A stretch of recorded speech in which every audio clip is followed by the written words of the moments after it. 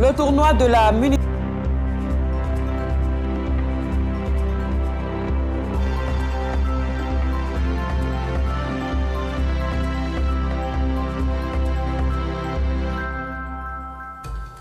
Bonjour et bienvenue aux 12h30. Voici les titres.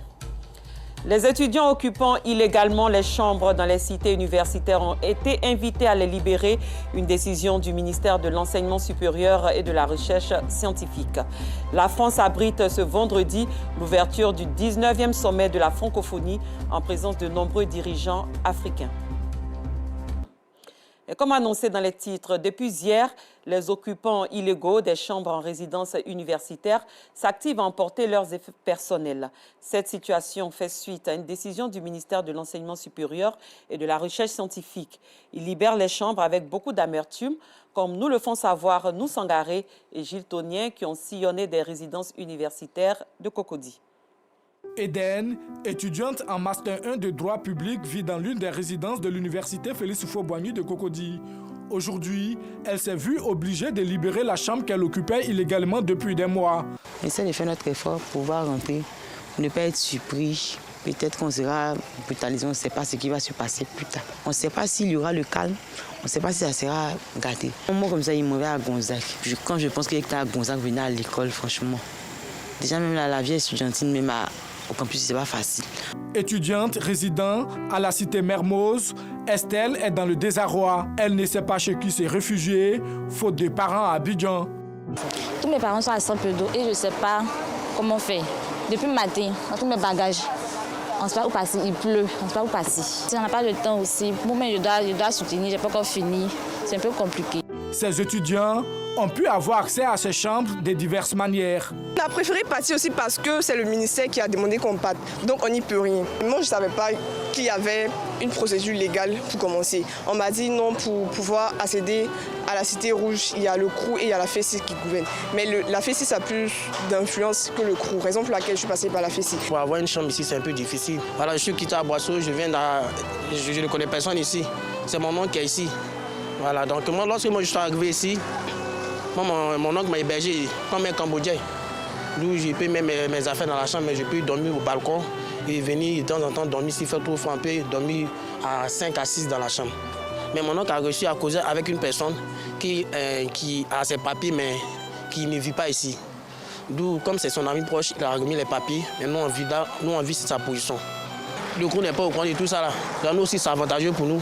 Depuis ce matin, les occupants illégaux des chambres en résidence universitaire s'activent à emporter tous leurs effets personnels avec beaucoup d'amertume. C'est pas normal. Parce que nous sommes des êtres humains, pas des animaux. Même un locataire qui loue une maison, avant de quitter cette maison, au moins 3 mois. Mais nous, étudiants, on nous dit de libérer 24 heures. C'est-à-dire qu'on a reçu le message hier. Selon vous, est-ce que c'est normal? Actuellement, nous sommes en période de deuxième session de composition et puis ils sont venus, ils nous disent de libérer les cités. Donc vraiment, c'est pas facile. En tout cas, on ne sait même pas comment on fait même.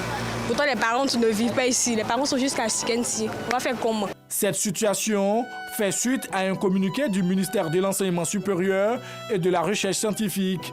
Dans le dit communiqué, le ministère demande aux étudiants occupant les chambres des différents cours de façon illégale de libérer les dites chambres en emportant tous leurs effets personnels. Beaucoup de courage à ces étudiants. Ils évoluent dans le secteur de la cacao-culture. Alassane et Fousseni sont 2 frères jumeaux. Leur amour pour la culture du cacao remonte à leur enfance.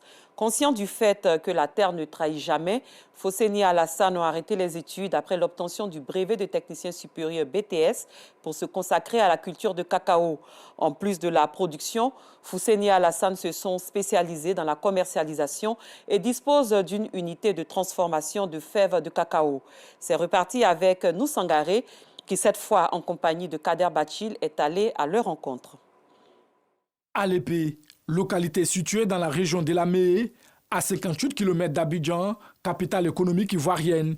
Frères jumeaux, Alassane et Fousseni y possèdent des hectares de plantations de cacao. La campagne cacaoyère vient de débuter en ce mois d'octobre. Ils ont décidé de faire un tour dans leur plantation pour s'enquérir de l'état d'avancement des fèves de cacao. On est venu voir à quel niveau les fèves sont. Si la récolte va commencer, on est venu planifier avec les ouvriers. Leur amour pour la culture du cacao remonte à leur enfance. Conscients du fait que la terre ne trahit jamais, Fousseni et Alassane ont arrêté les études après l'obtention du brevet de technicien supérieur, BTS, pour se consacrer à la culture du cacao. La motivation est partie du vieux parce que ça a toujours été sa passion depuis tout petit. Il partait le rejoindre dans la plantation et vu l'amour qu'il avait pour ce travail-là, c'est ce qui nous a le plus marqué. Voyant qu'il était seul, il n'avait personne pour l'aider à croître et développer la filière. C'est comme ça qu'on va se lancer auprès de lui pour pouvoir mieux faire avancer les choses. Pour réussir ce retour à la terre, Alassane et Fousseni ont intégré dans leur gestion l'agroforesterie, une méthode pour améliorer la qualité de leurs produits. L'agroforesterie, c'est quelque qui consiste à planter tout type d'arbres dans les champs de cacao, en dehors du cacao. Ouais, par exemple, il y a l'ananas, il y a les bananes. Donc il faut que tout l'écosystème soit réuni. Et comme on le dit, la déforestation, ça n'a pas forcément d'impact sur l'environnement, mais ça a aussi un impact même sur la qualité du produit. Parce que quand il n'y a pas de forêt, il n'y a pas de microbiote. Et les microbiotes favorisent la fermentation des fèves de cacao. Donc c'est pour ça que comme vous voyez ici, on a toutes sortes d'arbres. On a même les cocotiers, on a même beaucoup d'arbres naturels qui poussent naturellement, qui aussi sont des acteurs même qui permettent la bonne fermentation des fèves de cacao. En plus de la production, Fousseni et Alassane se sont spécialisés dans la commercialisation à travers la création de l'unité interrégionale des coopératives de café cacao de Côte d'Ivoire, une organisation qui regroupe 2500 producteurs et plus de 40 coopératives sur l'ensemble du territoire. Aujourd'hui, nous les retrouvons dans les locaux de leur organisation. Nous sommes dans l'entrepôt, donc quand les produits sont déchargés, le produit est stocké ici. Donc quand le produit est stocké ici, ça veut dire que ça c'est magasin de stockage comment on appelle ça, de matières premières. Ici c'est 11 000 mètres carrés, donc on peut stocker en moyenne autour de 500-600 tonnes. Donc ça dépend, si on fait par pile, on peut prendre jusqu'à 1000 tonnes, mais si on fait sur les palettes, on peut être autour de 500-600 tonnes. Dans cette entreprise, les frères jumeaux disposent également d'une unité de transformation spécialisée dans la valorisation des déchets de cacao. Donc ici, nous valorisons tout ce qui est cacao qui n'est pas exportable. Le marché international, le cacao de Ghana est plus cher que le cacao de Côte d'Ivoire parce que la qualité n'est pas trop améliorée. C'est pour répondre à toutes ces problématiques-là que nous avons créées. Nous nous sommes lancés dans cette activité qui est de donner de la valeur à tout ce qui est déchets de cacao et qui nous permet d'avoir les pâtes de cacao, le beurre de cacao, les pipés de cacao à partir de ces déchets de cacao-là. Les défis à relever pour Alassane et Fousseni demeurent l'augmentation de la ligne de transformation. La trentaine révolue, Fousseni et Alassane emploient une centaine de personnes dans cette entreprise et les employés ne tarissent pas de loge à leur endroit, surtout pour leur politique managériale. Non pas un master ni un doctorat, mais du point de vue managérial, nous sommes aujourd'hui fiers d'eux.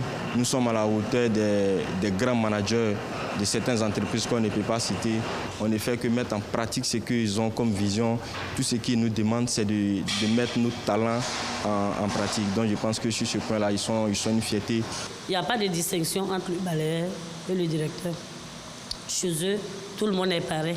Ils n'ont jamais fait de distinction pour dire que non, comme je fais mon service entretien, genre, ils vont me minimiser d'une autre manière. Il n'y a jamais eu ça. C'est le respect qui existe entre eux et moi. Quand il y a un problème, je vais directement les voir. Eux, ils sont prêts. Alassane et Fousseni participent à la 9e édition des Journées nationales du cacao et du chocolat. Une participation pour exposer les différents produits issus de leur usine de transformation. Natif de Divo, c'est dans cette ville de la région du Lot-du-Bois que tout a commencé pour Alassane et Fousseni. Chaque retour dans cette ville renferme de nombreux souvenirs. Nous sommes nés ici, nous avons grandi ici, c'est à l'âge de 13 ans. 13 ans que nous sommes allés à Abidjan. Et depuis lors, le congé, les vacances, on ne manquait pas. Et donc on vient de temps en temps parce qu'ici il y a la famille, il y a les amis. Parce qu'à un niveau de la vie, il faut des vrais amis qui peuvent vous mettre vraiment sur le bon chemin. Et ces types d'amis-là sont à vous. Et donc on est plus à l'aise ici, on se sent plus mieux.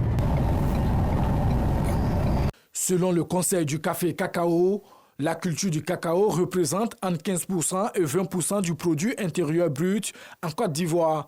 Elle emploie près de 600 000 planteurs et fait vivre près de 6 millions de personnes. Pour les frères jumeaux, la jeunesse doit s'accaparer de la richesse qu'est la cacaoculture. C'est pourquoi ils les invitent à retourner à la terre, car selon eux, la terre nourrit son homme. Félicitations à Alassane et Fousseni pour leur courage et leur esprit entrepreneurial. Direction l'ouest du pays, la société coopérative Agrial et ses partenaires ont fait don d'un bâtiment scolaire à Kwame Bakro, localité de Belleville, dans la sous-préfecture de Zoukougbe. C'était le jeudi 12 septembre dernier.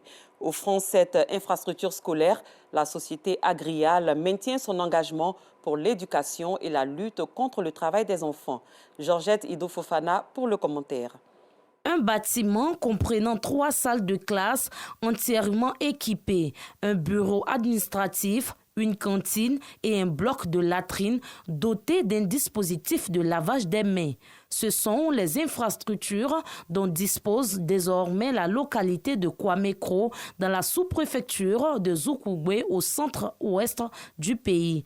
Un don de la coopérative Agrial et ses partenaires pour offrir un cadre d'apprentissage de qualité et favoriser la scolarisation tout en contribuant à l'éradication des pires formes de travail des mineurs dans la zone de cacaoculture. C'est aussi permettre aux enfants de s'éduquer pour contribuer un tant soit peu au développement de notre pays qui est cher au président de la République. Aider les populations dans la lutte contre ce fléau au travers d'infrastructures scolaires, c'est quelque chose qui est vraiment très important. Il était de notre devoir d'être là aux côtés de Agrial et des producteurs en ce jour. Une initiative saluée par les autorités administratives de Zoukougbe. Si on a la chance aujourd'hui d'avoir l'école, surtout dans une zone sinistrée comme Zoukougbe, c'est une grande joie.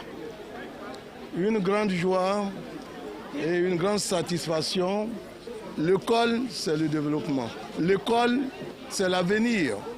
Recevant les clés au nom du directeur régional de l'éducation nationale de l'alphabétisation, Oumar Silieu, inspecteur de l'enseignement préscolaire et primaire de Zoukougbe, a salué ce geste de la coopérative Agrial visant à renforcer la capacité d'accueil de l'inspection, non sans inviter la population à scolariser les enfants.